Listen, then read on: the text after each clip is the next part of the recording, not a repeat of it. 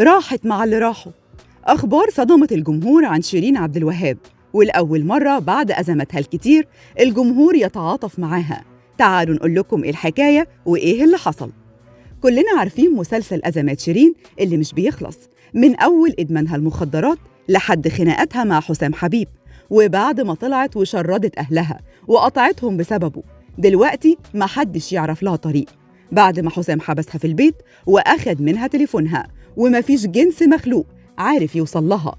من فترة اختفت نفس الاختفاء ده، لكنها كانت بتظهر من فترة للتانية علشان حفلاتها، وكانت بتطلع وتقول إنه حياتها دلوقتي بقت أحسن بكتير، وإنها سعيدة جدا باختيارها لحسام. والكل لاحظ عليها في حفلاتها الأخيرة كل علامات الحمل، ومش زيادة وزن بس زي كل مرة، لأ، دي بتنهج وصوتها متغير. وطلعت في لقاء وقالت إنها محضرة مفاجأة لجمهورها وهتقول لهم في الحفلة الجاية، وحاجة هتبسط كل اللي بيحبوها هي وحسام. لكن من بعدها لا حس ولا خبر عن شيرين، وكل ما يتصلوا بتليفونها يلاقوه مغلق. ولما حد بقى يحب يتفق معاها على حفلة بقى يتصل بحسام حبيب علشان ياخد منه الإذن الأول، وساعات بيرد وساعات ما بيردش، وممكن تتفق على بروفات وما تروحش من أصله، لدرجة إنه الحفلة ممكن تتلغي من بابها أساساً لمجرد إنه حسام مالوش مزاج يخليها تغني.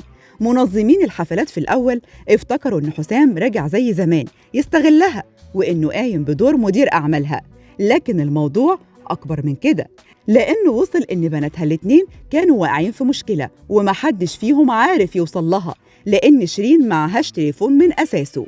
شهود عيان بيقولوا إنه آخر مرة شافوا فيها شيرين كانت في لبنان هي وحسام، وكالعادة اتخانقوا خناقة كبيرة جدا شيرين أكلت فيها علقة موت، ومن بعدها محدش شافها تاني، لا حس ولا خبر.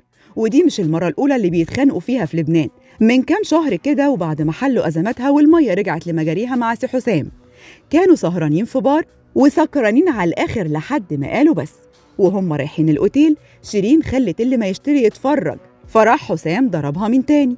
الغريب إنه المرة دي محدش يهتم للكلام ده، ورغم تساؤلات الناس عن شيرين وهي فين ومختفية ليه، محدش وقف وقفة رجالة كده زي الأول وقال يلا اما نشوفها فين واختفت ليه وإيه اللي جرالها وتعالوا نحوش عنها. في احتمال بسيط تكون ولدت، علشان كده بعيد عن الأنظار. طب ليه برضه واخد منها تليفونها ومنعها تتكلم مع أي حد؟ وليه برضه محدش وقف وقفة رجالة علشان يشوف هي فين؟